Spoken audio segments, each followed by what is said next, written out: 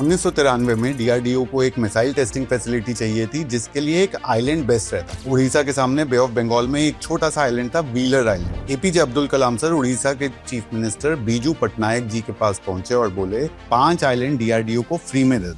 पटनायक जी ने बोला कि अभी साइन कर दूंगा, लेकिन एक शर्त है, एक ऐसी मिसाइल चाहिए जो कि चाइना तक पहुंच सके। कलाम सर ने तुरंत हाँ कर दी, फाइल साइन हुई, पर भारत के पास उस वक्त कुछ भी नहीं था। 1987 में MTCR आ गया था, यानी कि missile technology control regime. America, UK, France, Germany, Japan, Italy, Canada सातों ने मिलकर फैसला किया था कि भारत को मिसाइल टेक्नोलॉजी नहीं देंगे। कलाम सर ने तय करा कि ठीक है, अगर बाहर से मदद नहीं मिलेगी तो हम खुद ही ये सब बनाएंगे और मिसाइल भारत में ही बनेगी। सबसे पहले अग्नि-1 उड़ी, पर 700 किलोमीटर की रेंज तक। पाकिस्तान रीच में था, पर चाइना अभी दूर था। अग्नि-2, अग्नि-3, अग्नि-4 रेंज बढ़ती गई और 2012 में अग्नि-5 उड़ी, 5400 किलोमीटर। पूरा चाइना रीच में आ गया था। पटनायक जी की शर्त 19 साल बाद पूरी हो गई। कलाम सर 2015 में गुजर गए और व्हीलर आइलैंड का नाम चेंज करके कलाम आइलैंड रख दिया गया। लेकिन असली कमाल वो इससे 2 साल पहले ही कर चुके थे। 2013 में इसरो ने एक सिविलियन लॉन्च किया था,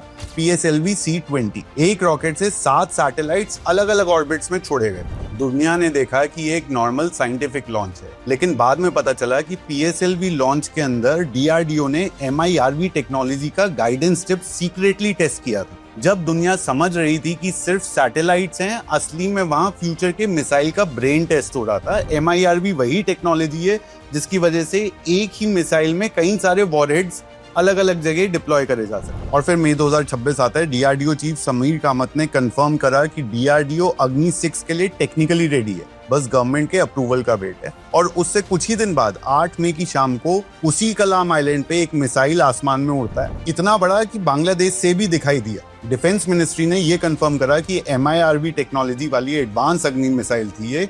रेंज नहीं बताई, वेरिएंट नहीं बताया। आज भारत उन 6 देशों में है जिनके पास MIRV टेक्नोलॉजी है और जल्दी शायद उन चंद देशों की लिस्ट में शामिल हो सकता है जिनके पास 12,000 किलोमीटर की रेंज वाली इंटरकॉन्टिनेंटल बैलिस्टिक मिसाइल्स भी है। पर ये कहानी एक मिसाइल की नहीं है, ये भारत की कहानी है जिसके पास कुछ भी नहीं था, और उन साइंटिस्ट की कहानी है जिन्होंने हार नहीं मानी, उन इंजीनियर्स की है जिन्होंने हर कंपोनेंट खुद बनाया, और शायद उन 2 लोगों की जिसमें से एक चीफ मिनिस्टर था जिसने जमीन एक शर्त के साथ दी और एक साइंटिस्ट था जिसने उसको एक चैलेंज की तरह लेकर के अपनी जबान दी। कलाम आइलैंड पर हुए टेस्ट और अग्नि मिसाइल पर एक पॉडकास्ट करा है, ये लिंक है, देखकर बताना कैसा लगा।